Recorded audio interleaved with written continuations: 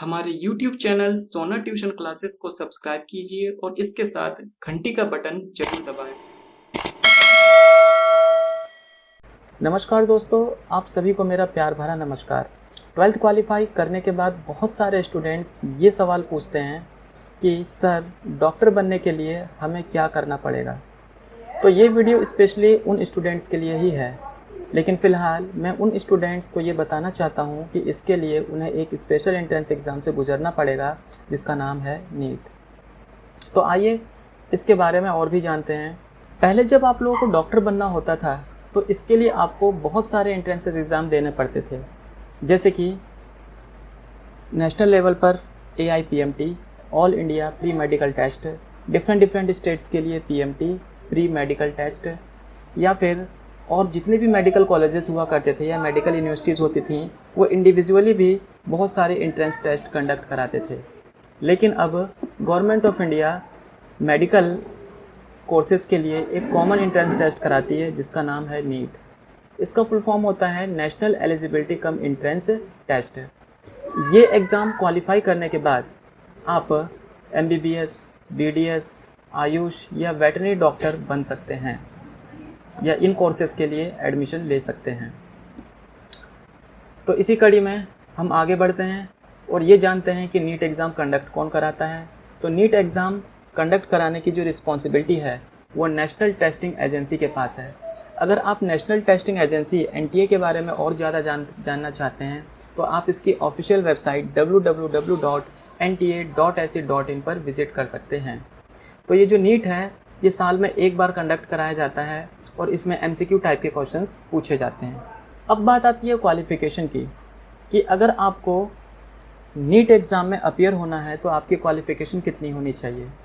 तो इस जानकारी के लिए मैं आपको बता दूं कि ऐसे सभी कैंडिडेट्स जो क्लास 12th में स्टडी कर रहे हैं या जिन्होंने क्लास 12th क्वालिफाई कर लिया है वो सभी नीट एग्ज़ाम में अपीयर होने के लिए एलिजिबल हैं, लेकिन उनका एडमिशन तभी कंफर्म होगा जब उनका 12th क्लियर होगा। इसके अलावा ऐसे स्टूडेंट्स जिन्होंने इंडिया के किसी भी यूनिवर्सिटी से फिज़िक्स, केमिस्ट्री, बायो या बायोटेक्नोलॉजी से BSc कंप्लीट कर लिया है वो भी एलिजिबल हैं, या फिर PCB यानी कि फिज़िक्स, केमिस्ट्री, बायो में 3 इयर्स की डिग्री कंप्लीट की है तो वो भी नीट एग्ज़ाम के लिए एलिजिबल हैं। मोस्टली जितने भी एंट्रेंस एग्ज़ाम होते हैं उन सभी एग्ज़ाम्स में एक एज लिमिट होती है।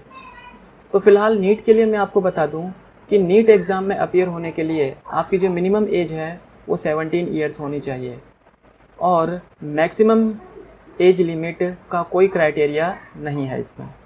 अब बात करते हैं नंबर ऑफ़ अटेम्प्ट्स की कि आप नीट एग्ज़ाम में कितनी बार अपीयर हो सकते हो, कितनी बार नीट एग्ज़ाम आप दे सकते हो।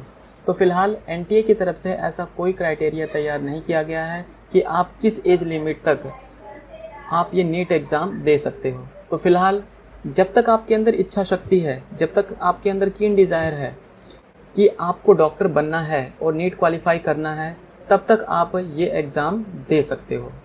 नीट एग्ज़ाम में अपीयर होने के लिए कुछ और चीज़ों की भी जानकारी होनी चाहिए, जैसे कि आपको क्लास 12th में मिनिमम कितने % मार्क्स लाने होंगे कि आपको नीट एग्ज़ाम के लिए एलिजिबल कैंडिडेट माना जाए। तो ऐसे सभी स्टूडेंट्स जो जनरल कैटेगरी से बिलोंग करते हैं उन्हें कम से कम 50% स्कोर करना पड़ेगा और वो स्टूडेंट्स जो SC, ST या OBC की कैटेगरी में आते हैं उन्हें 40% मार्क्स गेन करने होंगे। तो आइए जल्दी से समझ लेते हैं नीट एग्ज़ाम का पैटर्न क्या है। तो नीट एग्ज़ाम में MCQs यानी कि मल्टीपल चॉइस टाइप क्वेश्चंस पूछे जाते हैं। फिजिक्स से 45 क्वेश्चंस पूछे जाएंगे, टोटल मार्क्स 180। केमिस्ट्री से भी 45 क्वेश्चंस पूछे जाएंगे, टोटल मार्क्स इसके लिए भी 180 हैं। जूलॉजी से 45 क्वेश्चंस पूछे जाएंगे, इसके लिए भी 180 मार्क्स हैं। एंड बॉटनी से 45 क्वेश्चंस पूछे जाएंगे और इसके लिए भी टोटल मार्क्स 180 हैं, यानी कि इसका जो टोटल स्कोर है वो 720 है।